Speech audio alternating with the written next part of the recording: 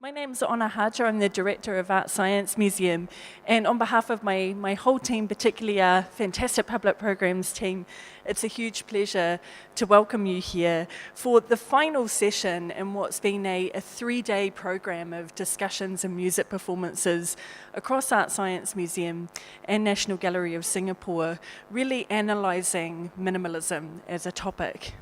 The symposium is obviously programmed to mark this landmark exhibition, Minimalism, Space, Light, Object, which unfolds across the galleries of both museums. It opened last November and it runs until next month. The symposium is set out to analyse how minimalism has become one of the most important art movements in the 20th century. It delves specifically into the Asian influences of minimalism. And here for this afternoon, we have a strong focus on how minimalism has impacted on the performing arts. So just a little bit about the structure of today. So we're going to start with an introduction to the exhibition. I'm going to say a few words about it, then I'm going to hand over to the co-curator of the exhibition, Adrian, who's our Associate Director for Exhibitions here at the museum. And he's going to talk about the kind of curatorial ideas which underpin the show, and will really set the tone for the presentations for the rest of today. We're then going to have 2 presentations that look at the deep impact of minimalism on dance and choreography. We're firstly going to hear from Jennifer Ray-Burris, and then we're going to hear from Susan Sentler. We'll have time for a short Q&A kind of at the end of their presentation, so we'll welcome everybody back on the stage for that, and then we'll take a little break.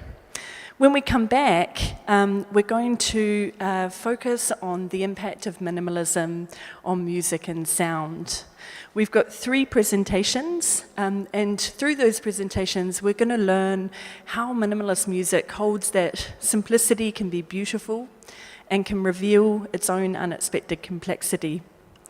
Music is a major part of the Minimalism exhibition, especially here at ArtScience Museum, where we present 40 compositions of minimalist music in a 9-hour program presented inside the sound room.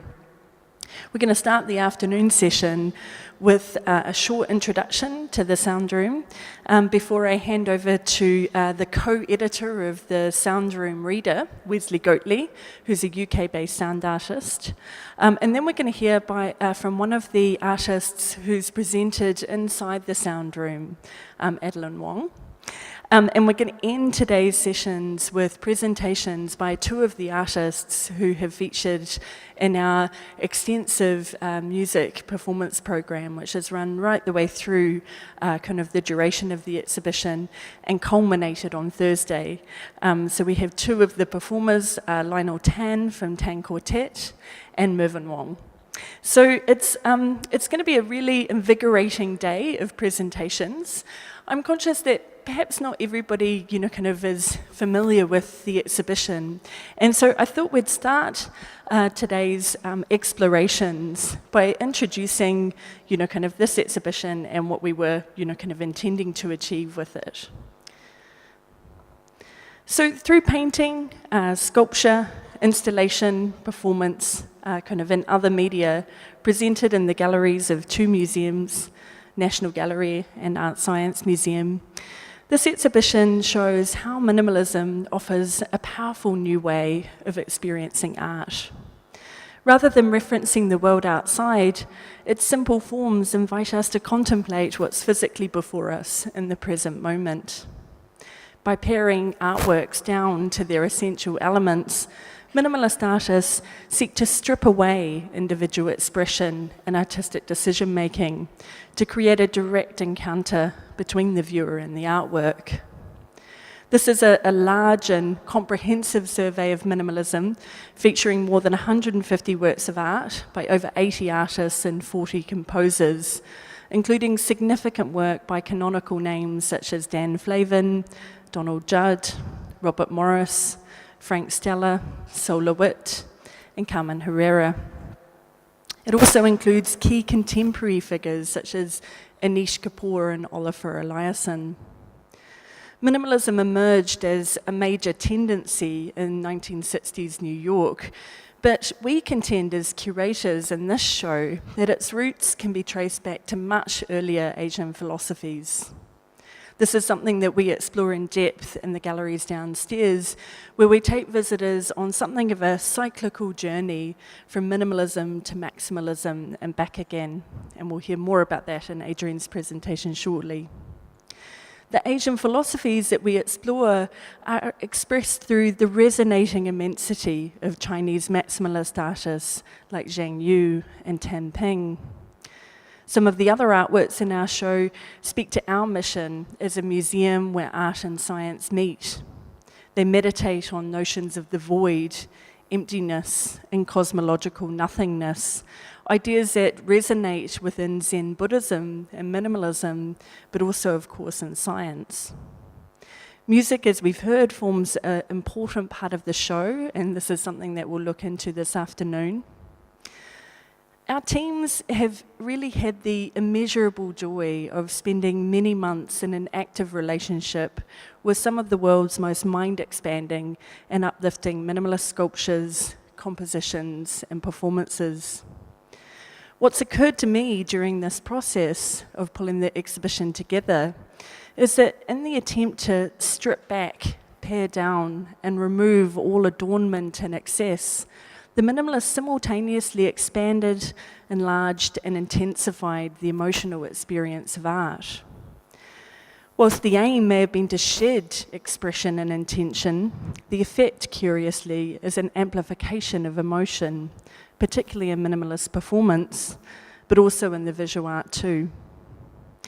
Minimalism seeds and almost directly into the soulful, shimmering hues of maximalism.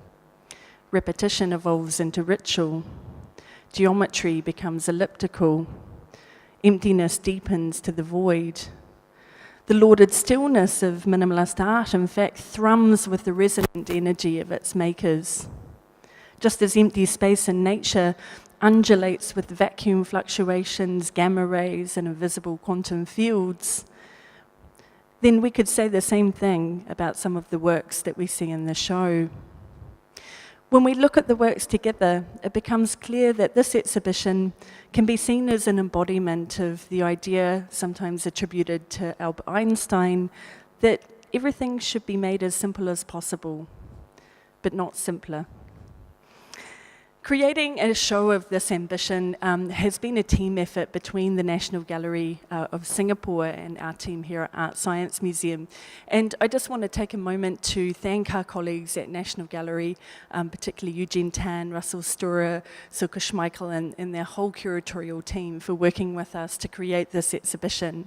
But I'd also like to acknowledge my team's work, particularly our first speaker today, who I have the pleasure of introducing now.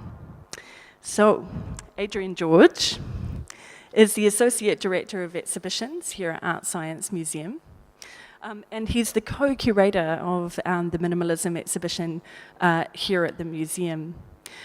Prior to joining us, Adrian has spent 19 years working actively as a curator, as a writer, a commissioner, and an educator. He's worked in some of the world's most influential and important art institutions, including the New Museum in New York, Tate Liverpool, and Tate Modern in London, which is where we first worked together. And he joined us a couple of years ago from the Government Art Collection in London. It's worth pointing out that Adrian's publication, The Curator's Handbook, is really a core text for curatorial practice and is included in many curation courses around the world and has been translated into many languages. This year he's a selector for the Welsh Pavilion at the Venice Biennale. Sometimes I wonder how he has time for our work here. And has been working in deep collaboration with colleagues at the National Gallery on the stories, the narratives, and the aesthetic realization of the exhibition here. So he's going to talk about this curatorial approach and what he was intending with the exhibition. So please help me welcome to the stage, Adrian George. Thank you, Anna. Thanks everybody for that. Slightly embarrassing introduction, but it's good to see so many of you. Thank you for all being here this afternoon. So I'm going to talk a little bit about where my thinking began with regards to this exhibition. And really this short quote was resonating in my mind when I started to think about how I might frame my response to what our curatorial colleagues from the National Gallery had already started to put in place as part of this grand-scale two-venue exhibition. I began to think about the roots of minimalism and the often referred to influence of Kazimir Malevich, particularly his reductivist paintings, on the work of arch-minimalist Donald Judd. So then I had to ask myself the question about Malevich. What prompted Malevich, who in 3 short years went from painting bright, neo-primitive paintings such as the knife grinder to painting a series of basic geometric forms culminating in his famous black square? What shift triggered this radical change in his practice? It's fair to say that Malevich was already moving from figuration and landscape towards geometric abstraction, but this was a radical move to say the least, and it was this man who had a lot to do with it. This is Swami Vivekananda, who celebrated Chicago lectures in 1893, I think, were published in 1904, and they introduced Malevich to the Upanishads. The Upanishads are a collection of texts of religious and philosophical nature that were written in India, estimated somewhere between 800 BCE and 500 BCE, during a time when there were many questions in regards to the traditional Hindu order. Those Hindu traditions themselves were based on even older texts, known as the Vedas or the Vedic texts. You see, even here, the beginning is not really the beginning. And it's interesting to note that in Indian sacred geometry, the square is the ultimate and ideal form of the absolute, not the circle. So that becomes very relevant to Malevich and his black square painting. He went on to paint black circles and other things like black crosses, of course, but let's not get distracted by other shapes. So let's take a look at these Vedic texts briefly and see if they reveal anything. So some of the layers of the Rig Veda Samhita are amongst the oldest extant texts in any Indo-European language. They form the basis of Hinduism, and they also are thought to be at the root of Buddhism.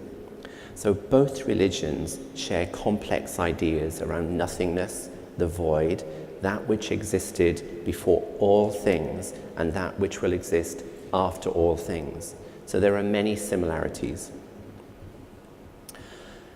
Similar to the Swami is this gentleman, D.T. Suzuki, a Japanese linguist, scholar, and philosopher. He lectured at Columbia University in the 1950s, in the late 1950s. And he was incredibly influential, but this time he was influential in disseminating Zen Buddhist ideas and the Chinese I Ching as well to the West. He promoted a passion for the spontaneous and the irregular, a desire for simplicity, a sensitivity to nature, a preference for intuition, chance, and for feelings over knowledge. Suzuki himself had been a lay student at the Rinzai Monastery, a strict Zen Buddhist school that was once attended by a monk known as Sengai Gibbon. Most Buddhist monks of that period were trained in ink painting. These are some of the naive and quite playful ink paintings of Sengai Gibbon. I think it's fair to say that he had quite a quirky sense of humor and perhaps was not that accomplished as an ink painter. But you know, not everybody can be an artist. Monks were often encouraged to produce a particular sort of ink painting as a form of meditative practice.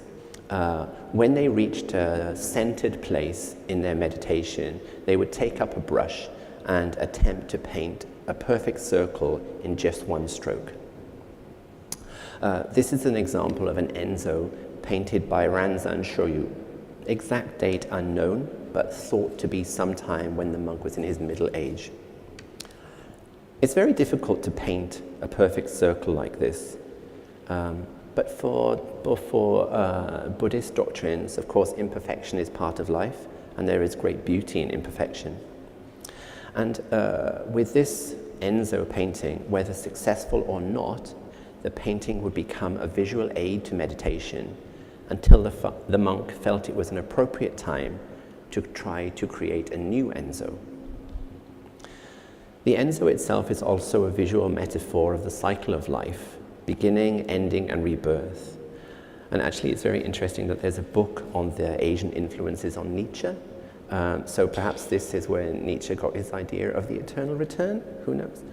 So it wouldn't be too far of a stretch to expect Suzuki's favorite monk, Sengai Gibbon, to have painted numerous Enzos.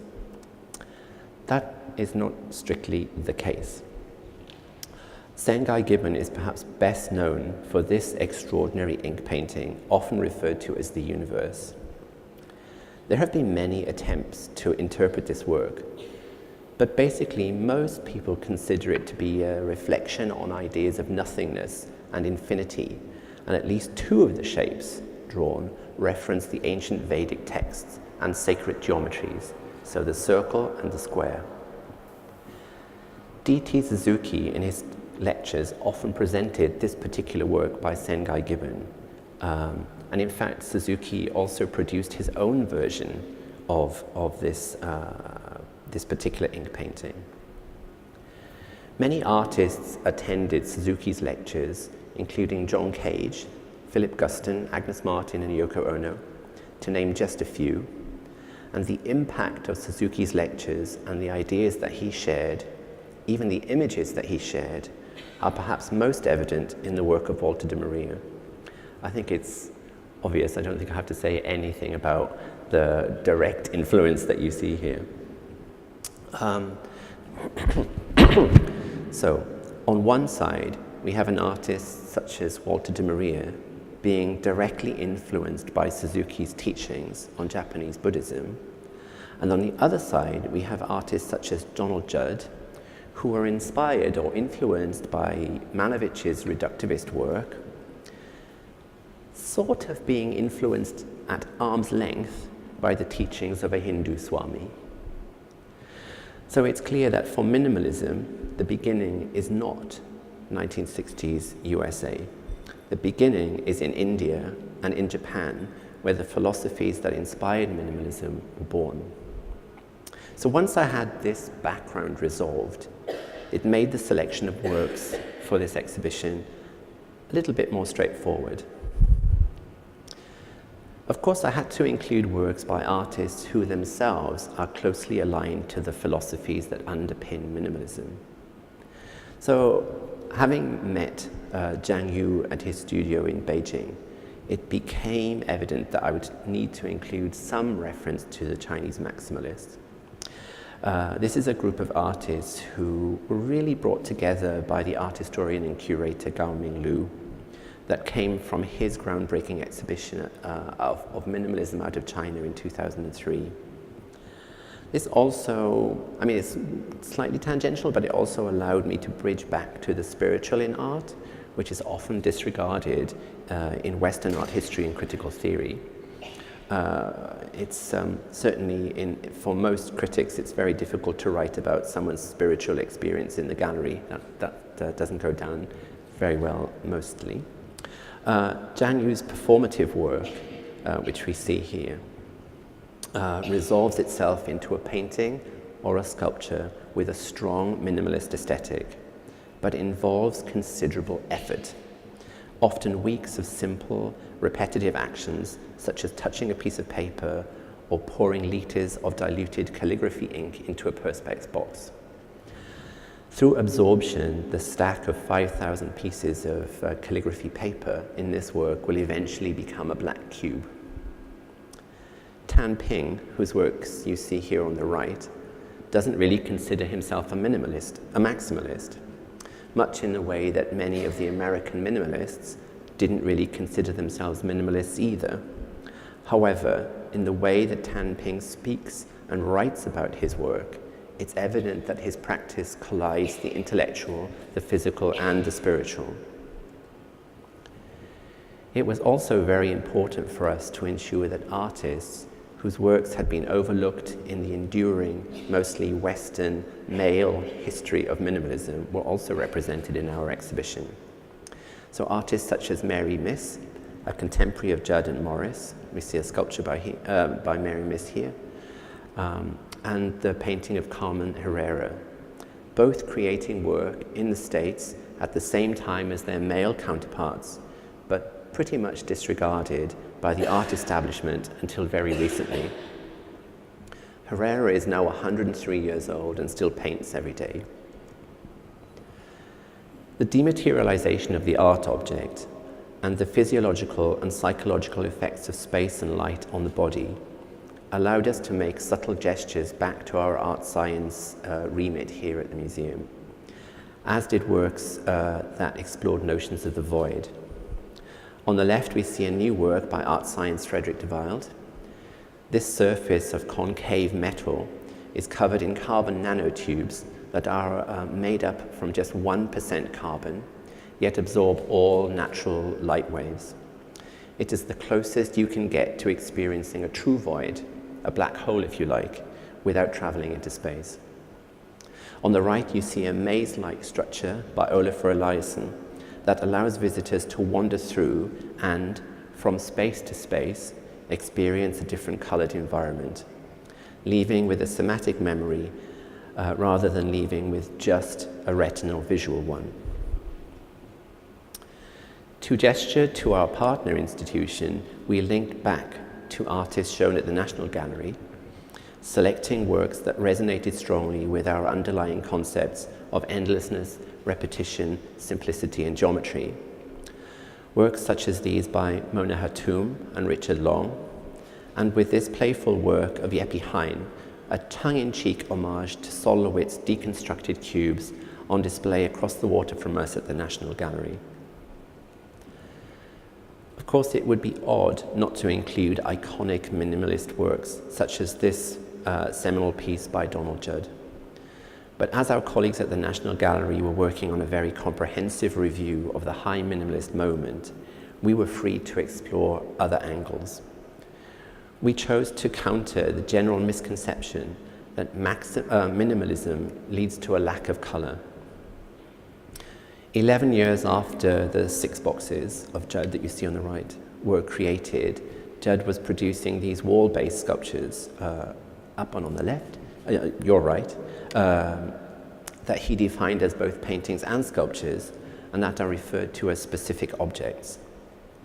The palette of colors used was very specific, and he used them in a very systematic way. But he denied that his earlier work lacked color. It was just a different sort of color. The investigation of color in minimalism led us to Kapoor's play on color, space, and form. And it also allowed us the opportunity to commission Singaporean artist Jeremy Sharma to create a unique sound work where ghostly, disembodied voices heard in the gallery try to describe the experience of seeing a color. Of course, our experience of color is deeply subjective and almost impossible to describe with any accuracy. Sound, or lack of any sound, and experimental forms of music are inexorably linked to the history of minimalism. Just as one cannot talk about minimalism without mention of Donald Judd, similarly one cannot discuss minimalist music without mention of John Cage. In fact, Cage is omnipresent in the history of minimalist music, and as such it is sometimes difficult to see around or past him. So in our dedicated sound room in the exhibition, we present 40 sound works and musical compositions and have positioned many female composers and sound artists who have also been overlooked, much like their visual art counterparts. Visit the Sound Room and you will encounter the works of innovators such as Pauline Oliveros, Hildegard Westerkamp, Daphne Oram, and Eliane Redig, whose fascination with Asian philosophy led to her studying to be a Buddhist monk. Last, but by no means least, we wanted to spotlight the impact that minimalism had on dance, or rather the impact that dance had on minimalism. The story of minimalist dance also begins before the beginning, but at that time, of course, it was not called minimalist dance. We reached back and looked at the much overlooked dance innovator Loie Fuller, who was working at the end of the 1800s. Originally a burlesque dancer, Fuller became the muse of the French Art Nouveau. She was also a good friend of scientist Marie Curie. She asked Thomas Edison for advice on how she might use his newfangled electric lights in her performances. She was into art science and new technology right at the beginning of the 20th century. Around about the same time, the woman who is considered to be the grandmother of modern dance, Isadora Duncan, was also touring the world. Both Duncan and Fuller abandoned their training in order to focus on other aspects of movement and dance. Duncan was specifically searching for the spiritual in dance, while Fuller sought some kind of different form of emotional expression and money. For the art historians here, you could compare these modern dancers who in time were superseded by the postmodern dancers, much in the way that we can say that the abstract expressionists gave way to minimalists and conceptualists. Ideas of natural movement, the spiritual and the healing potential, particularly through communal or group movement, were fundamental to the work of dance artist Anna Halprin, whose work is presented in our exhibition in an extract of a documentary on her life. It is really Halprin who I feel is at the root of minimalist movement and dance. Halprin is an extraordinary figure in the history of modern dance. She established an experimental space on her deck, built by her architect husband at their California home. Halprin mentored Simone Forti, Yvonne Rainer, and Meredith Monk, and worked with both Trisha Brown and Joan Jonas, artists who were to become synonymous with the groundbreaking Judson group that arose in 1960s New York. Halprin also worked with established dancers such as Merce Cunningham, and she taught artists such as Robert Morris and Lamont Young, who went on to become key players in the minimalist scene on the East Coast just a few years later. Halprin's focus on natural movement, the spiritual and healing properties of dance, hark back to the work of Isadora Duncan before her, but it also sits very comfortably in relation to the spiritual aspects of Chinese maximalism, as well as the Eastern and South Asian Vedic roots of minimalism as we know it today. In fact, it's a very satisfying round trip that stretches from Southeast Asia to the US and back again, a cycle that is elegantly expressed in the work of the ultra-technologist collaborators Team Lab, whose 21st century Enzo is positioned both at the beginning and the end of our exhibition here at ArtScience Museum. Thank you very much.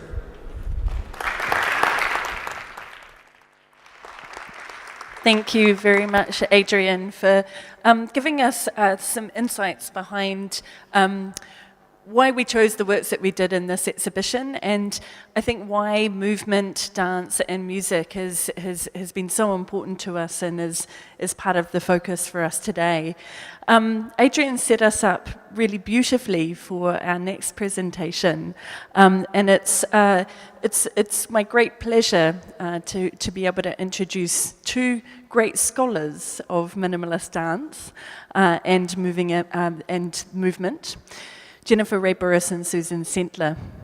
In the 1960s, as we've heard, several groundbreaking dancers began to employ pared-back approaches, abandoning traditional dance techniques, and really, kind of reverting to a much more simple form Dance pioneers such as Anna Halprin and her students Simone Forte and Yvonne Rayner reacted against the established forms of dance at the time to develop work that was focused on basic, often repeated naturalistic movements. All of these artists are focused on in the exhibition downstairs. We've got two presentations now that are going to delve into this in a little bit more depth. To begin us on our journey, it is an enormous pleasure for me to be able to introduce Jennifer Ray-Burris. Jennifer is an associate professor of curatorial practice at Nanyang Technological University here in Singapore. She's also a noted independent curator with a focus on performance and time-based media. She's organised exhibitions in locations all around the world, to name just a few: the Museum of Modern Art in Bogota, the Brooklyn Museum in New York, the Institute for Contemporary Art in Philadelphia, and many other locations. Her talk is going to focus on minimalist dance, looking at firstly the pioneering work of Anna Halprin, but also the influence that's had on other more contemporary practitioners. So please give a very warm welcome to the stage to Jennifer Ray-Burris. Thank you.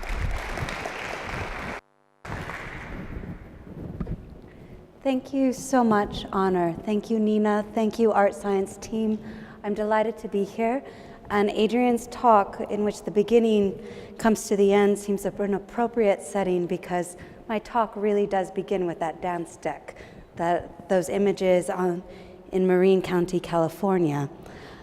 So I've been very inspired by the presentation of minimalism here at ArtScience Museum, not just because of the way it reflects upon Asian philosophies, but also because of the way it grounds perhaps the beginning of this trajectory in the moment of performative collaboration, of improvisation between people, rather than in a solitary masterpiece, a great work. And I think that's the element, that radical trajectory, that alternative genealogy of improvisation that I want to focus on today. And that's something that brings in ideas of play and props and theatricality, kind of pushing back against some of the earlier critiques of minimalism. I think of Michael Fried's Art and Objecthood essay in 1967, in which he critiqued minimalism by saying it was too theatrical, that in shifting your focus, shifting the focus of the perceiver of the artwork to a surrounding context, you end up in pure theater. And I actually feel that that's one of the strengths of it, and that's the strength we find in dance. And so to go forward, the talk begins with Anna Halprin, a legendary choreographer who uses dance as a force for healing and peace. She thinks of dance as connecting people to nature and to each other. She's known for her development of workshops that generate collective creativity, bringing together musicians with dancers and artists with landscape architects. These explorations are always in relationship to an awareness of one's environment, the physical, spatial, and social context of the body in which you occupy and the space in which that body finds itself.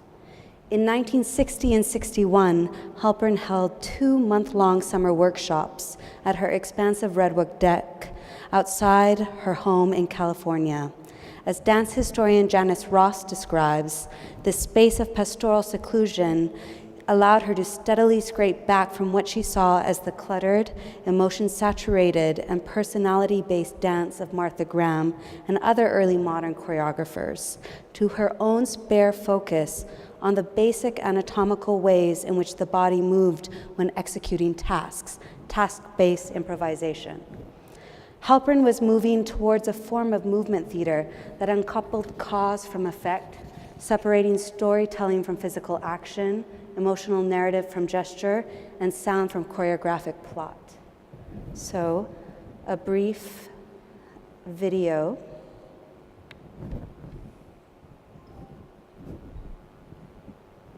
Well, the first things that we seemed to do was to simply break barriers. It was like we had to break the proscenium arch. We had to break the role of the dancer being mute. The dancer could use every part of her or his body. We could speak, we could sing, we could create sculpture. We were total artists. And we broke the whole idea of where dances or theater had to take place. It doesn't have to take place in a structured theater. It could take place on the street. It could take place at a beach. It could take place on a mountaintop, on a bus station. So we broke as many barriers as we possibly could. Okay. So as Adrian mentioned, participants in this workshop in 1960, thank you. In 1960 and 61 included dancers like Yvonne Rainer, Trisha Brown, Simone Forti, musicians like Lamont Young, whose composition Trio for Strings is kind of held up as the first minimalist composition, the visual artist Robert Morris, composers Terry Riley, and they were all deeply influenced by this collaborative space, integrating the techniques Halpern showed them into their own work in music, sculpture, performance. In other words, Halpern's summer workshops didn't teach minimalism as it was later described. Rather, it provided the conditions in which these innovations could be discovered, developed, and actualized by other artists. Emphasizing conditions of total freedom and experimentation, she pushed the workshop's participants to the limits of their chosen media, rejecting preconceptions about what art or music should be. And here we see Lamont Young performing on a sculpture piece by Walter de Maria. There was another work by the sculptor Robert Morris called Box with the Sound of His Own Making, which at the outset looks like a perfect minimalist cube. It's called Box, it is a box, but actually it holds within it the sound of its making, the sawing, construction, theatrical process of construction. So in this way, we take sculpture away from a fixed object and allow it to be not something in space, but it's something that contains the time of its own construction. The work's existence depends on the presence of the viewer, someone to hear the sound. The sculpture is only activated via its relationship to its audience. So introduced to dance through his then partner Simone Forti, Morris's idea of sculpture was clearly influenced not just by Halpern's economy of forms, but also by the live aspect of performance that occurs across a period of time. And Morris would later describe sculpture as the experience of an object in a situation. On that, virtually by definition, includes the beholder. And that's Morris talking about his understanding of sculpture. So I bring up Morris, I bring up Anna Halpern because in 2016, I spent an extended period of time in a residency in Marfa and really started there to think about what are these alternative histories embedded in the construction of minimalism. Marfa is a small town in a desert where there are perfect geometrical boxes littered throughout. And how do we bring in the sound of their own making, in a way, the improvisational nature of construction to this site? And the first year I worked with composers like Alvin Lucier, the cellist Charles Curtis, compositions like from Eliane Redig, from Pauline Oliveros. And then the second year we wanted to work with Anna Halpern, really talking about performance, about dance. Anna at that point, and I bring this in because it very much relates to her ideas of healing, was experiencing her second round of cancer, and was very much in this process of thinking about dance as a form of healing, not just her own body from illness, but how that process of internal healing can heal the society in which that body occupies space. So we talked a lot about intergenerational dialogue and play. We invited the postmodern dancer Stephen Petronio, who she had given her piece, The Courtesan and the Crone, which is in effect a short striptease in which the courtesan discovers her body as aging at the end. We brought in films by Andy Abrams Wilson, who had worked closely with Anna when she was engaging HIV communities in the early 90s and late 80s in San Francisco, and talking to them in particular about how dance could be a form of healing, again, not just their own bodies, but this deeply corroded, sick society that facilitated the social conditions of that disease. And finally, I started talking to the dancers Silas Reiner and Rashawn Mitchell.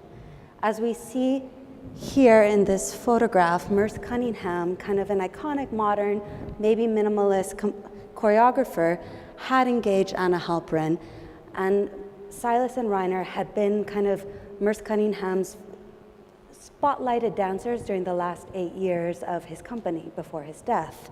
And they had been working very closely with Cunningham's videographer, Charles Atlas, on an intensive dance video piece that was about a three-dimensional virtual reality. So this constant mediation of the body through technology.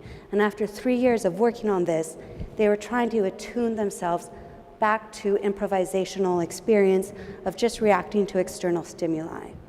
So I want to show you briefly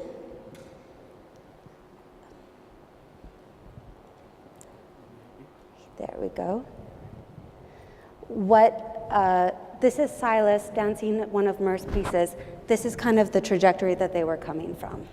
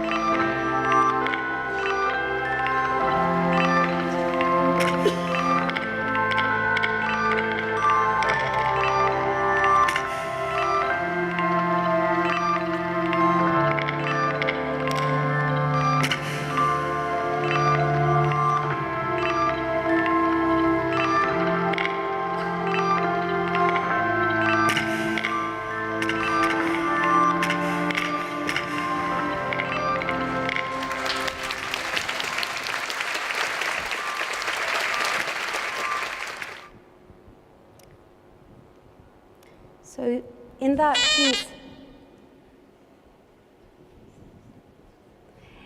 piece, you see the control technique, this absolute economy of forms that Merce Cunningham had.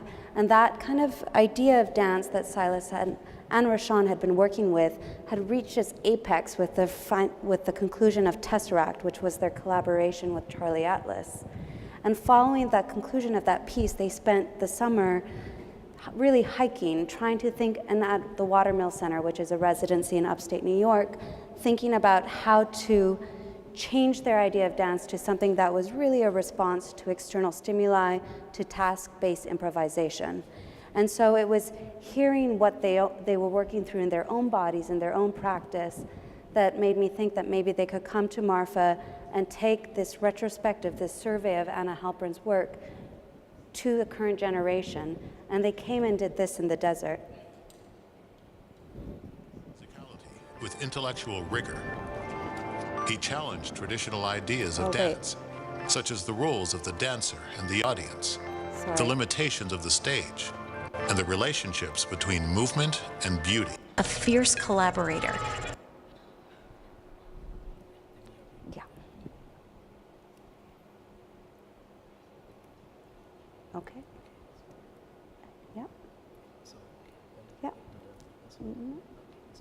Yeah.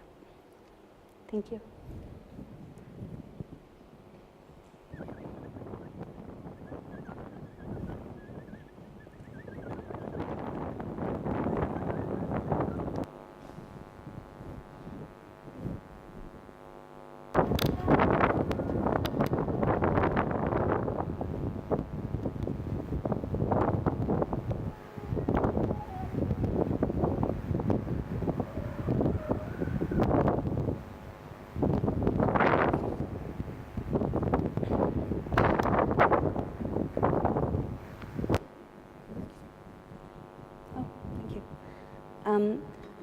So in these two opposing poles, you see where they were coming from, you see where they were going. And what really comes out in the videos of the piece is the wind, which also relates back to a work in the Art Science exhibition, which is Wind by Joan Jonas, where the wind, that physical external stimuli, almost becomes a co-partner in the dance. And I want to read a piece of writing by Claudia LaRocco, who is responding to the performance. She says, "I see Rashawn's body being tossed as if by an invisible wave. How amazing, I think, the things he can do. Later, he tells me that was the wind, that he was trying desperately to keep his footing, that falling was scary and painful. This information will be seconded by Silas. Philip's nasal passage and lungs, and really his whole body, will be wrecked for days, what it is to circular breathe in the desert. Philip Greenleaf was a saxophonist who created a life accompaniment. They take us on a morning site visit, explaining that the wind is easier then. This is hard. I like it. I do like it when there is something in the landscape to address." Rashawn says, "The eye wants structure." Silas finds a rattlesnake skin. There's the sound of crickets, mostly the sound of wind. There are barely their paths beaten into the dust, which is the color and consistency of nutmeg powder. A jackrabbit rushes. The rumpled mountain spines in the distance, grit in everyone's teeth. A dog who is no one's dog shows up, hangs around. The dog that just showed up, scraps of metal, and the dully colorful boxcars of a long train. So this piece kind of then 3 months later became the genesis of what Silas and Rashawn have been working on until now, which is what they called desire lines, which is a structure for collective improvisation that has become the cornerstone of their practice. And it's really the Desire Lines project that I think continues Anna Halperin's work into the present, in the sense that it isn't a fixed choreography, the idea of a rehearsal as an attempt to perfect a form of experimentation that is then performed, but that the rehearsal, the experimentation, becomes the performance itself. And Desire Lines was premiered in summer 2017 at New York City's Madison Square Park. After inviting a group of dancers to participate in this unfolding public practice, Mitchell and Reiner endeavored to transmit their choreographic approach to a larger audience.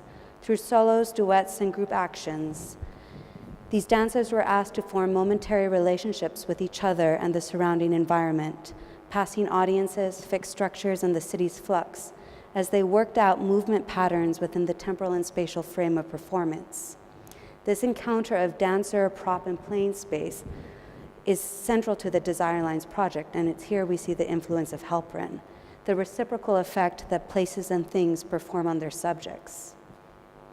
Encouraging each dancer to direct attention to their own bodies and mind, Mitchell and Reiner sought a non-linear and non-destination-based choreographic model. In its place, they proposed a mapping of collective consciousness that opens up the potential for understanding how we, as citizens of nation states and members of intersecting communities, might find ways to defy systems of control and create new pathways. In Reiner's words, Desire Lines is a structure that can expand or contract at will, a porous container for all the ideas we can put inside and transmit to different populations. Mitchell continues, "It feels like a community building practice or therapy practice more than an artwork, which maybe has more value in the moment." A term drawn from architecture and urban planning, lines of desire or desire lines refer to those instinctive routes through space that evolve over time. Surveying an open field, these lines are those informal passages worn bare by collective deviation from marked pathways. deeply rooted in the particular nature of specific sites. They are physical manifestations of intersecting emotive and intuitive decisions among strangers. As Reinert describes, he and Mitchell first came to this idea as a mechanism for understanding and, more importantly, a tool for expressing their distinct proposition for movement, for dance. Quote, "I forget who first introduced the term, but we have been doing a lot of hiking, and the notion of a pathway kept recurring as we moved this new body of work towards the accumulated record of those linear choices that you make through time, which is another way of describing improvisation. We were thinking about parallels between your pathway through consciousness and your pathway through space. These lines are a reinscribing or an etching in space in which the landscape modifies itself to a person or animal's repeated continual desire. How might that be represented in your mind?"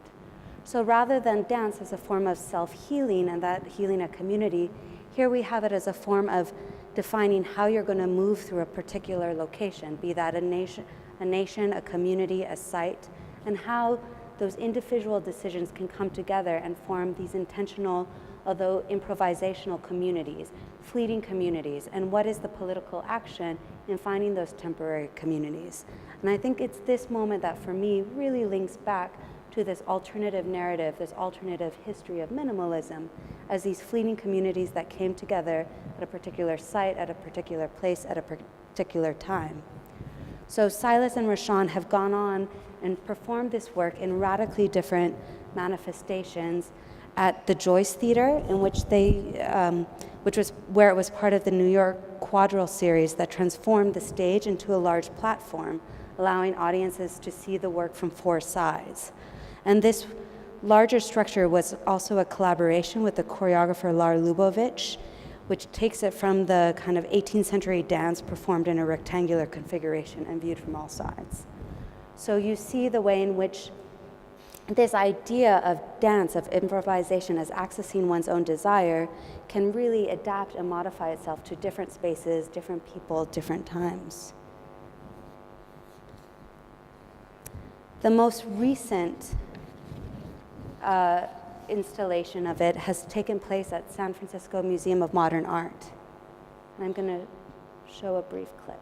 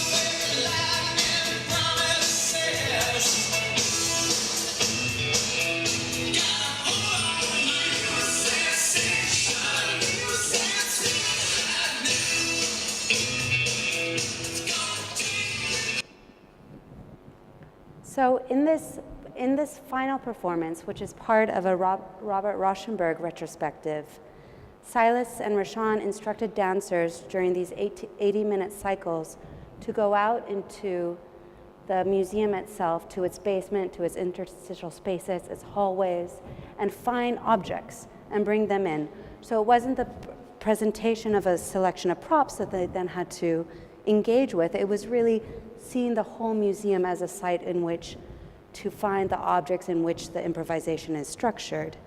So in this way, performers literally are building their own communities. They're building their own environments. And they're engaging humor, they're engaging dance, anything they find they can interact with. So the music came from someone else's mobile phone. It's all on the table.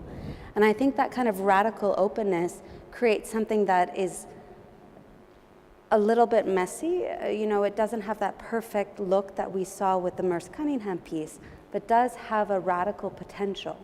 And that is the political element that I'm most interested in. So although they began with the Merce Cunningham Dance Company, which is where they met, fell in love, decided this process of extreme collaboration, both Mitchell and Reiner carried the training of controlled technique and precisely framed structures for movement that they've moved into a radical potentiality of improvisation as a political act. So while Cunningham integrated chance operations into his choreographic process, he stopped short of giving that freedom to individual dancers. Improvisation always preceded the stage, and dance was contained to spaces intended for performance. By leaving the company after its closing in 2011, Michelle and Reiner were able to begin to perform and choreograph collaboratively, often in dialogue with an artist rooted in the visual. They draw upon influences as diverse as architect Claude Bregson, theosophist Annie Besant, and most of all, West Coast dance pioneer Anna Halprin, who began this process of mapping the body through improvisational scores as a form of social intervention. Across the course of their research, this multi-year process of improvisation, Mitchell says, the notion of a desire line began to feel useful as a metaphor for records of disobedience or choice-making. There's a suggestive power in the naming of things and the directives you give, framed within the idea that you can rebel, choose a different path, and that there's a freedom to such tasks. More overtly political than any of their previous works, this still evolving project removes all but the essential, and that essential they define is the accessing of desire and that desire's relationship to freedom. In their words, this immediacy is new, particularly as our own national identity crumbles around us. We are all having to deal with this authoritarian regime, and we can only have these temporary moments of creating our own realities and communities. This use of performance as an instrument for both hosting and intimacy is a way to understand how to live together. And I want to end with a brief description of just fleeting reactions recorded by visitors to the SF MoMA show. Rashawn Mitchell awkwardly shedding his gold sneakers as he hops on a diagonal and retreats to his phone to play a fragment of a luscious Sylvester song. Eleanor Houlihan lying spread-eagled on a pile of chairs, her body's delicate adjustments incongruent with the clacking, unruly scum beneath her. Corey Kresh singing Joanna Newsom's On a Good Day. In her clear, soft voice, and now balancing on one arched foot, smiling at me as her limbs angle out into space. Mina Nishimura being wheeled around by the other dancers on a makeshift pedestal, her statue-like body extravagantly draped in clothing and detritus. Silas Reiner throwing a thick coil of rope up to the rafters again and again, using it to host a large utility ladder aloft as the culmination of a furiously built, beautifully tenuous sculpture. And this is the play that I want to bring in. This is so opposed to what we understand as minimalists, which are these very perfect, very geometric forms located in a site. And this is an alternative idea of minimalism as it continues to be enacted in the present and transmitted to different dancers. And I think that has the radical potential that I hope will continue to be explored as minimalism moves into the 21st century. Thank you.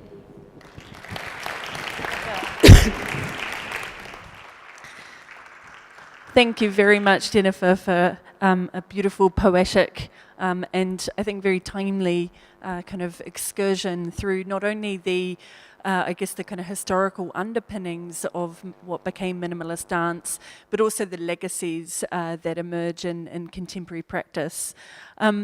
We're going to continue that exploration in the lecture of our next presenter, who I'm enormously pleased is with us today.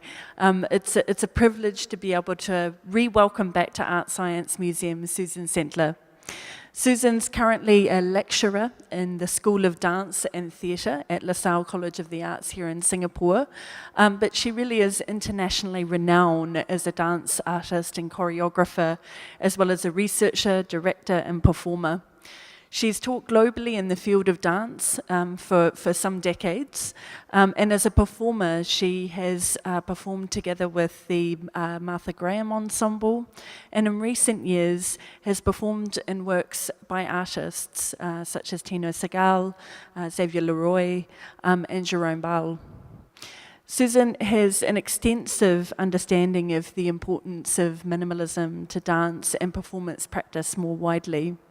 She's also served as a mentor to a performance that we hosted here in the museum in January of this year called Enfold with some of the students that she's working with in LaSalle.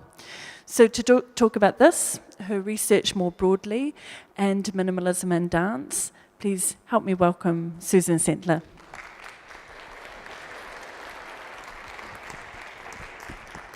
Thank you, everyone. Thank you, Honor. Thank you, everyone, for inviting me here. And it's been fantastic. The opening with Adrian and Jennifer are just, and there's so many overlaps. Anyway, I hope you consider them and see them, and I have an interesting things with them.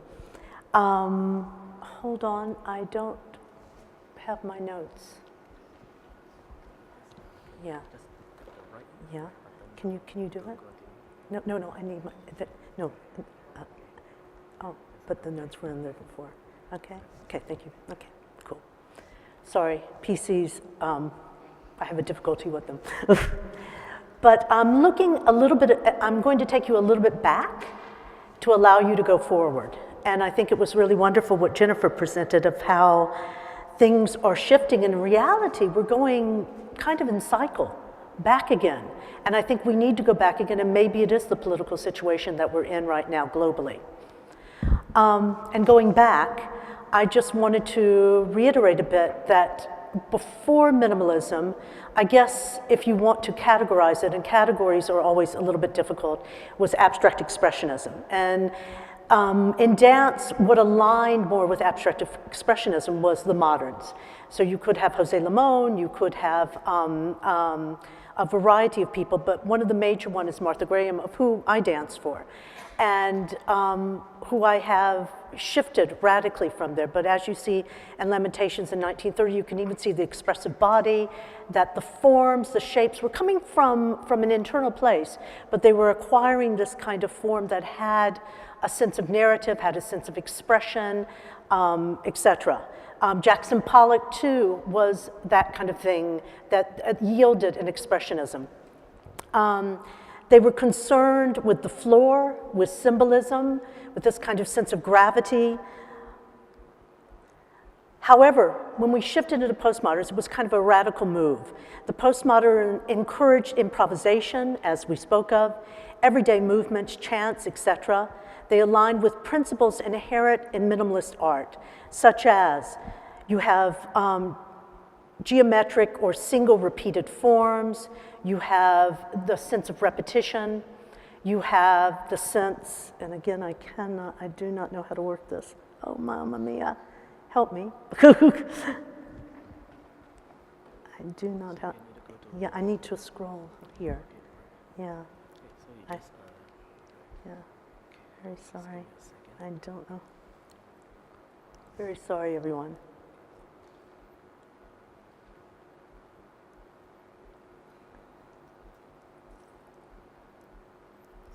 Yeah, okay, thank you. Ah, dear, okay.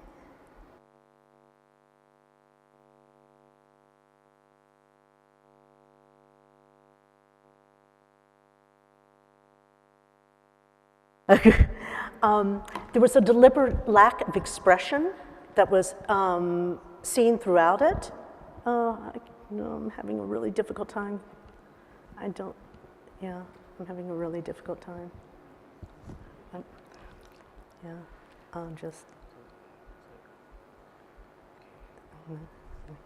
Okay, fine, thank you. Okay, deliberate lack of expression, self-referential, that it is the thing itself, so back, self-referential, if you want to call it, is the body itself, it's calling back to the body. In minimalist work, it was usually factory manufactured or shop bought materials. And And in this kind of sense of collaboration that was going on with the postmoderns, they were using kind of everyday objects as well as the body itself. And if you look at Simone Forte's works, which I will go into a little bit, that it's starting to use these materials and started to kind of other bodily possibilities and kind of the body with the object and this kind of shift of what is subject, what is object. And spatially aware, that not only the space of the body itself, but also the space in which it's constituted, they were opening up into other sites, other spaces, such as the gallery space. History, we've got these major themes, and one of them was referring to history, and a lot of the postmoderns were not denying the history, but they were re-entering their history in a different way. They wanted to acknowledge it, but they wanted to see them departing from it. Time would be flattened, de-theatricalized, stripped of the dynamic and phrasing typical of modern dance and ballet. There was no preparation, no climax, no recovery. It was kind of a democratic. Space, articulation of the architectural design, exploration of space other than the floor. So again, the moderns were really considered with this grounding of the floor. Yes, definitely, the postmoderns were considering that, but they were considering other. In terms of place, gallery, church, loft as venue. Instead of the theater with the proscenium stage, galleries such as Simone Forte's works, from Rollers and Seesaw, both in 1960 and an art gallery, Evening of Dance Constructions in 1961, raised the choreographer's status to that of a serious artist. Brown's equipment pieces, which I'll show you a bit later, set people walking down buildings and trees and on walls.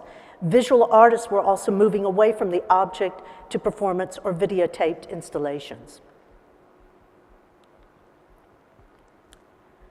The body itself became the subject of the dance, and I think this is really important. This is from Sally Baines. We're talking about the natural body, pure energy, which is very interesting, which I think Jennifer was tapping into. Nudity arises, activity, function, the simple gesture, games are interplaying. So I'll introduce you to one of the major figures within this, is Yvonne Rainer. And I love this because to your right is her No Manifesto, which she's changed over the years. But at the time, we were talking about no to spectacle, no to virtuosity. And in fact, now we're looking at virtuosity in a different way. Virtuosity can be subtlety and detail. Back in the day, it was looking at the virtuosity of the modern body, of the ballet body. And they were saying, stop it, enough. Why can't an everyday walk, why can't an everyday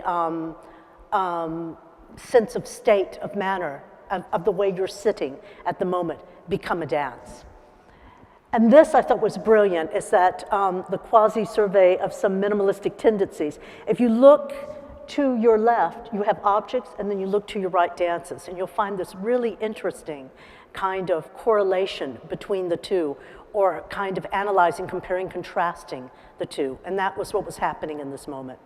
And I thought I'd bring up a similar kind of context with Richard Serra and his verb list, which is a piece of Serra's that becomes words. But if you look at these words, here we go: to fold, to store, to bend, to shorten.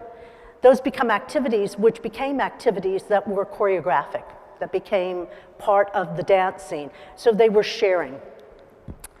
The Mind as a Muscle, Trio A, was one of her formative pieces and is on exhibition at this moment. Thank you very much, Adrian. And I'd like to show a little bit of it, if I may. It's a 4.5 movement series, and I need help with this, so that's the reason why I'm having this lovely gentleman help me here. Thank you. Great.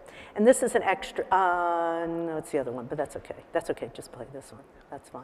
Okay. And I'm going to need to fast forward a little bit. Yeah, go ahead. Yeah. Can you play it? You do it. A little forward? Yeah, that's fine. Thank you. Can you do it? Yeah. Just showing you a little bit why I wanted to show you this. For those of you who know it, fantastic. For those of you who don't know it, this was incredibly groundbreaking. There's no moment of stop. It's continuous movement, and it amplifies transitional devices and also amplifies function. That the way that Reiner set this up is that there are a series of movements, that one flowing into the other, and also depending upon your structure, the way in which you move through it. She wanted a sense of fluidity in it, so it's really how you bodily function through it. There is no, what I should say, perfection to it. You find your way through it, through the function of the activity, and thus amplifying the in-betweens, that being the transition. You notice her too about the no to spectacle. She creates this kind of anti-performance mode of gaze, that the gaze is within the doing, is within the function of the performative. It's not within the performance, it's not opening up to an audience. It's really dealing with the activity that is in the moment. Thank you. And it can seem like a walk in the park, but it's absolutely not at all. In fact, she has a geriatric version now that many people are involved in. Okay, thank you. Great. Fantastic.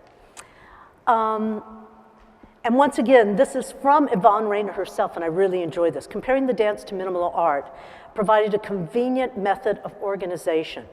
Omissions and overstatements are a hazard of any systemizing in art.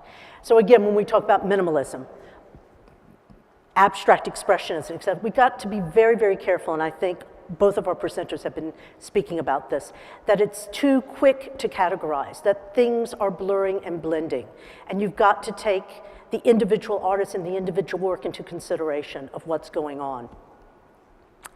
Stepping into another one, Simone Forte. And these are two works, Slantboard and Platforms, which were just performed for a month and a half, yeah, I would say, at the National Gallery of Singapore. On Slantboard, Simone Forte states, "We didn't know move by move what we were going to do, but we knew, for instance, in Slantboard that we were going to be on this inclined plane and that holding these ropes would help us stay on it. It was interesting in the beauty of the people doing this and how they'd shift their weight and grab and hold and see what the next move would be." Slantboard, I got to learn this, and it was absolutely fantastic. Basically, you're on the board, and throughout 10 minutes of time, your activity is going up, going down, and going across. And every once in a while, pausing and maybe considering a kind of compositional moment, and that's it. That is the work. So it's really staying in the function of the activity. Really beautiful, beautiful work.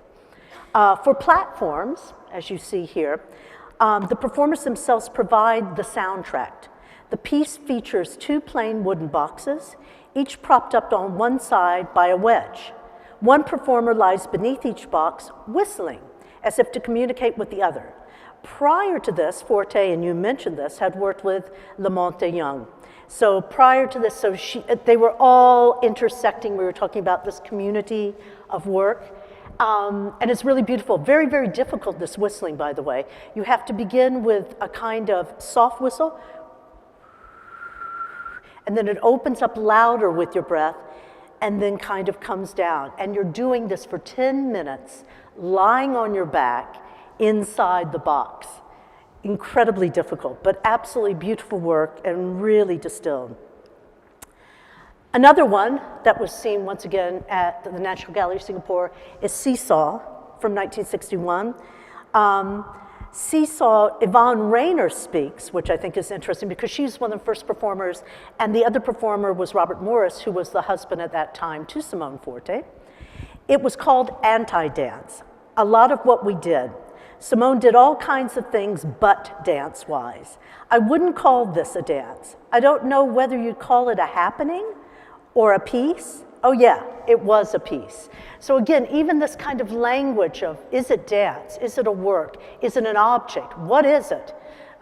Was really, things were just thrown up in the air because they were collapsing one into another. You had the musicians, you had the sound makers, you had the visual artists, you had the dancers, all coming together as one, which just was an extraordinary period.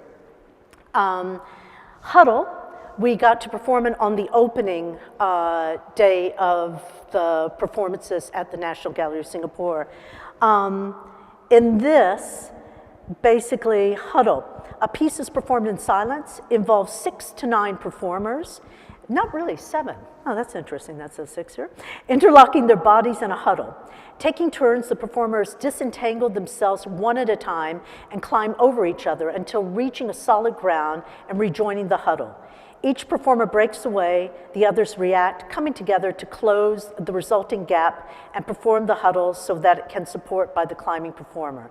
Forte said, I wanted to see something where you could watch people moving in a way that wasn't stylized, that you could just see what it was to have somebody climb, and to have people support that climbing, and to watch people in action doing something kind of unusual. And that's basically it. It's almost like climbing a mountain. And it's so beautiful, and it becomes this live sculpture. Once again, and just coming back to this kind of implosion of cultural energy, different people influencing different. Her main influence of working, Simone Forte, was that of the artist, I'm losing it, the artist Saburo Murakami. And basically in this piece, he is paper breaking. He's just breaking through paper. And when Simone saw this, she just goes, that was extraordinary. The energy of it, the kind of chance, the impromptu-ness of it. And that's what stimulated her first dance constructions. And these are just some images from the performances at the National Gallery Singapore with the dancers who were involved in it. Going on, Trisha Brown.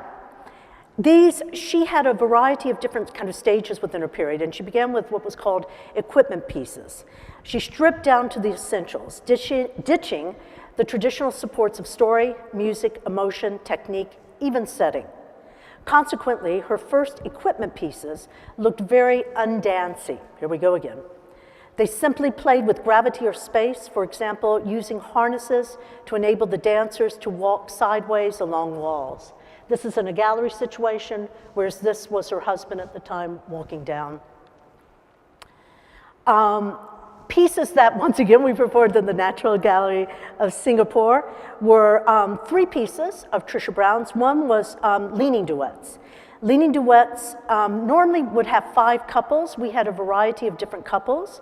And you keep your feet together, and you try to basically walk as one, and you're doing it with kind of an oppositional pull. She also, as part of her equipment pieces, because they did have some kind of ropes or apparatus to help in the original situation. Now they don't. And as you can see, you walk normally on a trajectory of a straight path, but how we performed it at the National Gallery was kind of a weaving, a meandering, and there's a way that you can go through the other people that you kind of go in between. And I just thought I'd bring up this of Richard Serra, the one-ton prop house of cards, that has this similar kind of leaning or this physicality of the object being a similar physicality of the body. Again, a scene from the National Gallery with leaning duets.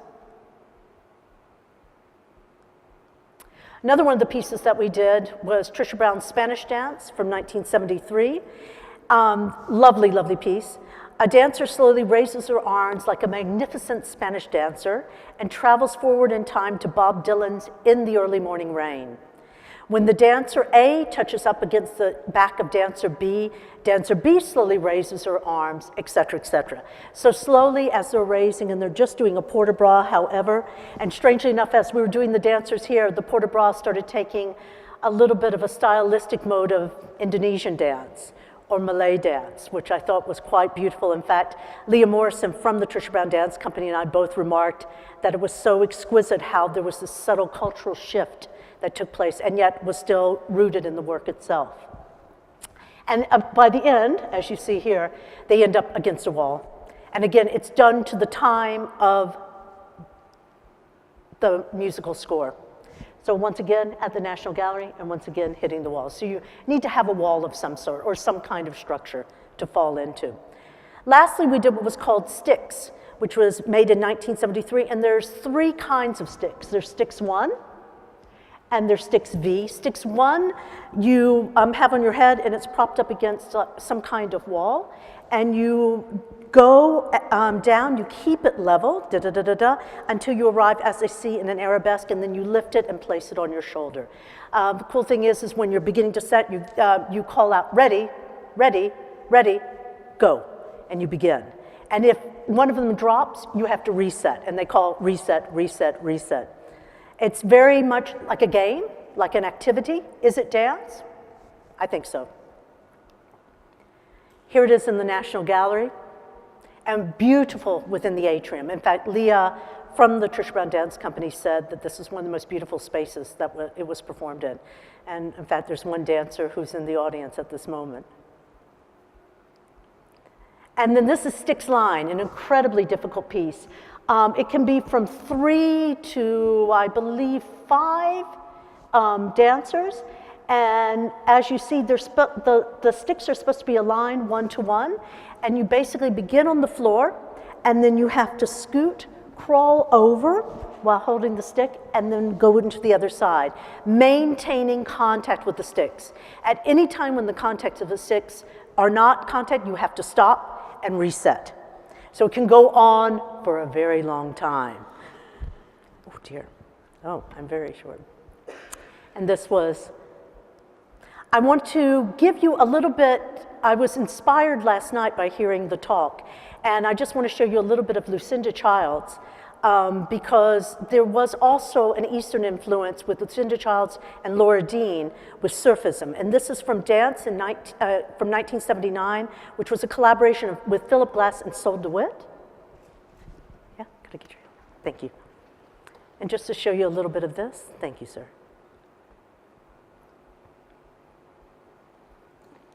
Yeah, thanks, cool. This is, they were using, we were talking about the circle. Can you set it? Yeah, thanks. Thank you. Yeah. So we're talking about the sense of repetition. Lucinda's playing with the idea of the circle, and this continuum, and almost sense of trance, which is very evident within Glass's sound. This wonderful grid that Sol DeWitt has set up. So again, this kind of sense of spiritual, the void, can enter into this, and this beautiful sense of multiplicity.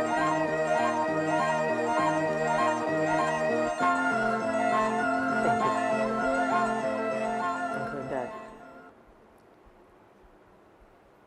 Thank you.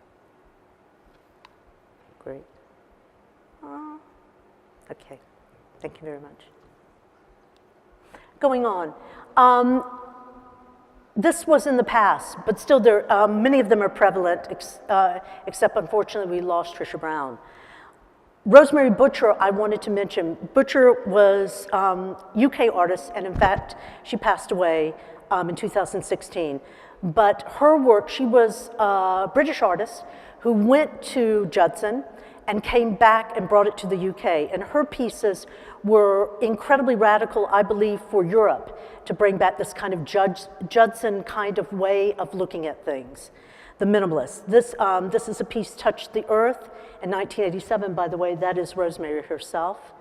And look at these kind of collaborations with architects, with visual artists, with sound makers, etc., and distilling down to the essence of the image. This is a piece, and I'm not going to show it because of time, but it's called White. It's absolutely beautiful, and it's dealing with a journey of the British explorer Shackleton, and it's dealing with this kind of sense of journey in the body. So really stripped and distilled, a lot of use of bodily state, a lot of repetition. She did this incredible film, and this is towards the beginning on your left. On your right is, as it comes up, it's a film by the name of Vanishing Point that's absolutely exquisite. And again, this kind of minimal distillation that that Rosemary was very famous for. Her last pieces were the test pieces. And the test pieces is kind of first inspired by the test pieces of Eva Hesse, who is not a minimalist herself, but was kind of an offshoot of minimalism. It's a gallery work involving 4 dancers negotiating a form that is revealed through working with a specific site, thematically linking the connection to her specific history of the Judson Church dance movement. Inspired by the perception of form in ruins, the work is an active inquiry to what remains, looking at something that has root elsewhere, in a process of choreographic notation that shifts forwards and backwards in time. These are some images from the piece. Really, really beautiful. Rosemary, her practices are multimodal, multidimensional, poetic, minimalist, challenging, discipline-specific, interdisciplinary, new, and yet somehow dance. A notorious minimalist. And this is from Susan Melrose, from an article from Just in Time. This is a work of mine that was called A Preparation. And frankly, I don't know whether I have time to show it, so I'll kind of skip it. But once again, it's a film piece of which I very much am kind of in the lineage of Rosemary, coming in the lineage of the postmodern, of looking at this kind of minimalism and this distillation in the now. And A Preparation, I call it industrial, open. The dancers prepare. They move repetitively, circling like cogs in a motor. The space becomes engaged. The trace is exposed by their embodiment, their activity. This is a piece, Navigating in Blue, which is another piece that I did. Could you show this one, if you don't mind? Thank you. Robert Orchardson is an artist who was asked to, not there? No. No. No. No. No. No. No. No. No. That one. Thank you. Yeah. No, it's just right on it. Yeah. Thanks. Thanks. Okay. Yeah. Yeah. Yeah. Thank you.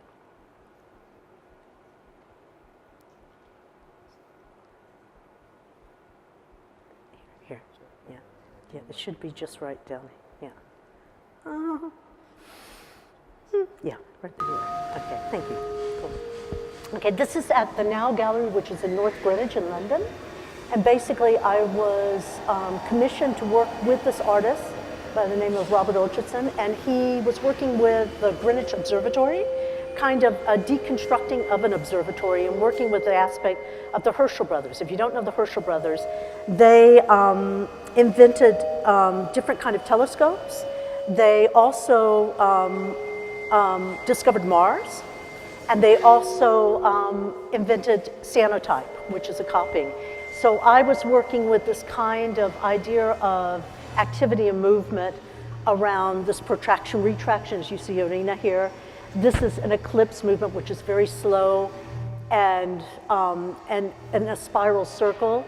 And the other one is circling and orbiting, that they're in different places and spaces within the gallery. And besides that, outside of the gallery,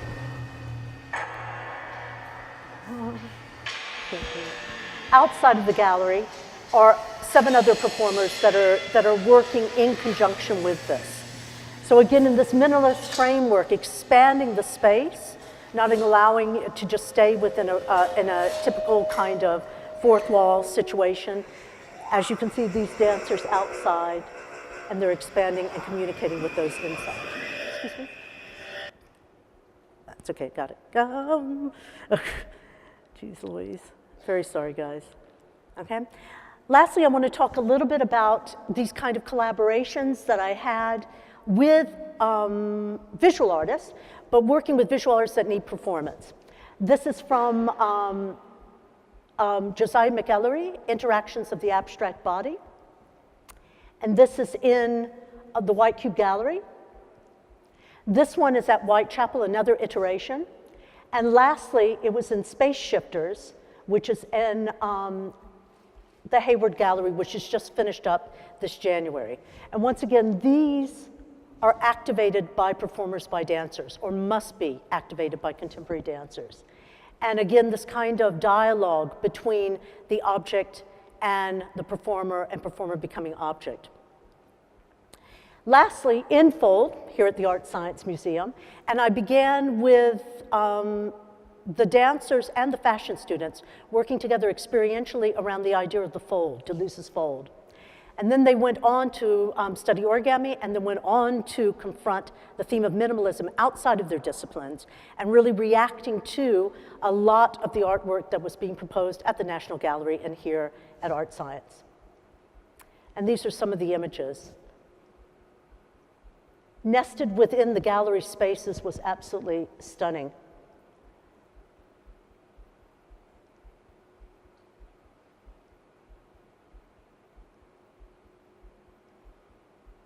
Some of them were specific pieces, some of them were more about principles around minimalism.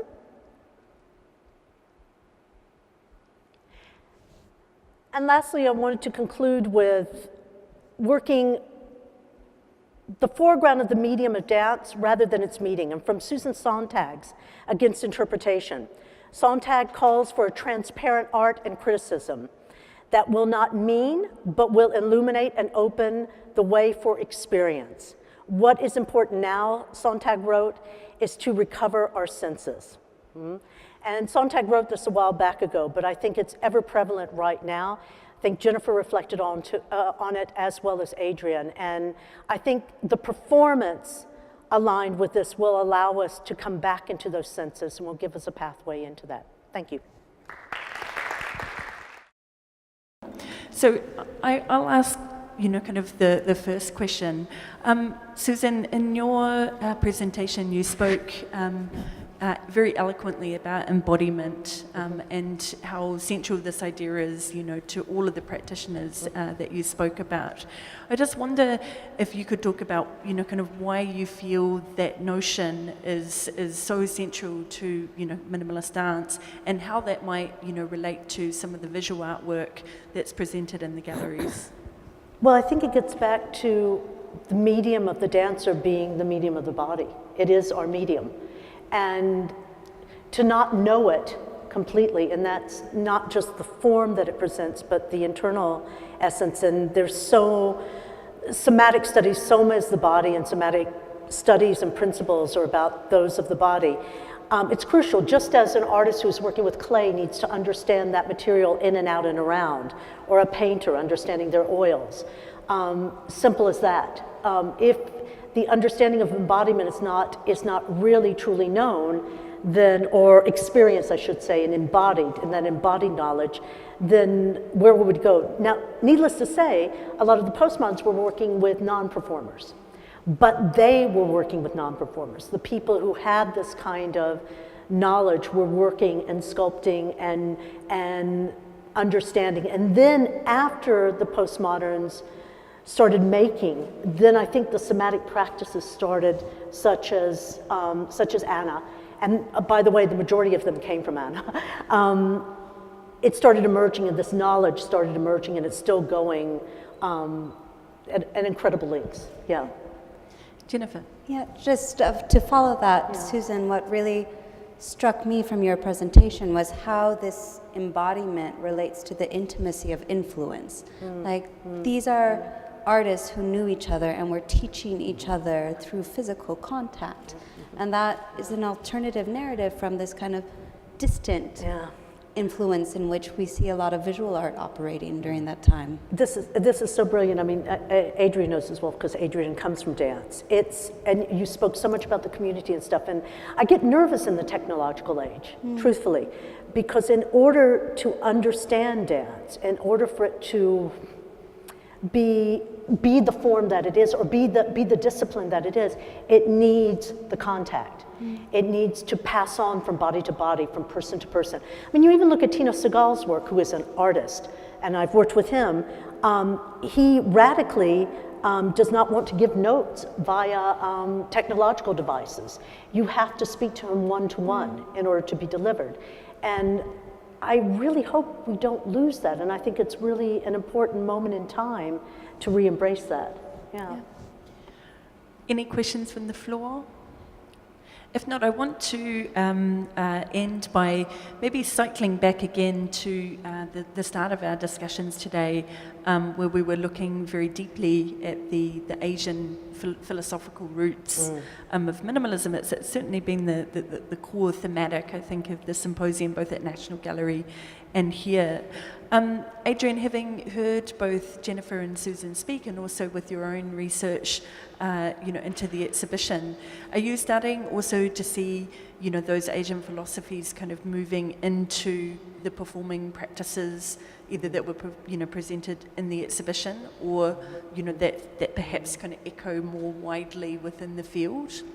Well, I just want to pick up on what Susan was saying about artists like Jerome Bell and like Tina Segal, who've really just blown the boundaries between art and performance out of the water.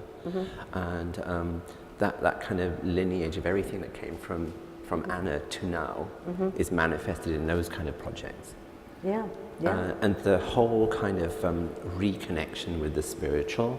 I mean, I still find it quite challenging to talk about the spiritual because I think it's anti-intellectual somehow. So those kind of dialogues are reinvesting themselves in performance. Yes. I think. Yes. And in a really accepted way. It's just accepted. Yeah. Without any kind of distancing of the academic. We can talk about the academic and we can talk about the spiritual at the same time somehow, in a way that's still quite challenging in the visual arts world, I think. That's true. Yeah. It's almost being okay with earnestness, moving on from Yvonne Rainer, Trio A, avoiding all that kind of emotion. Here it's saying that accessing of one's internal spirituality or intention, however you might define it, has a space in intellectual, highly theorized dance practices. I will say, however, it's kind of interesting. I'm speaking. There's a move kind of in Europe, which is driving at the political in a particular kind of way and looking at it that I feel, getting back to minimalism, I think minimalism has a potency to really say so much, and you spoke about it at the very, very get-go, of how it's so distilled and yet can open up so many lenses. And I think it's just so powerful that sometimes if we're too blatant, coming at the theme or the idea with an immediacy or a naivety almost, we lose interest. It's allow the spectator space to come in, to relate, to associate, and minimalist principles and keys allow that, just as even the work that was from the ex-Cunningham dancers. They're allowing that space to happen. Yeah, it may be a little bit messy. Yeah, it may be, but that's okay. It can be from Rosemary Butcher's distillation to this kind of almost good time mess, but that it imposes a responsibility on spectator to spend time and to kind of find an association. I think a big challenge is going to be the future of durational performance, because everyone's attention span is increasingly limited, and so every conversation that we had this morning, particularly at the National Gallery round table about slow experience of art, kind of really resonated with me, because pacing through the exhibition is something that's often not talked about, how fast people move through the space. So true. And I think that's something that as curators we should try and manage probably better, so that we encourage people to spend more time with the works that they should be spending more time with. Yes, allowing that time, allowing that space. And furthermore, I know I was talking to Nina about how do you do that? Standing up to it. Is up the upright the appropriate way? Shall we lie down? Shall we get close? A proximity, a distance, this kind of thing. How does the spectator's body, how do you allow room for the spectator's body to be different in conversation with the art?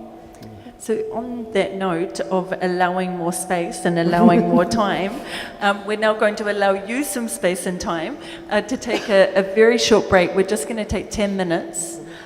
because we're going to reset for the second set of presentations this afternoon, which are focused on sound and music, where these notions of temporality, I think, will kind of play out quite clearly and quite directly.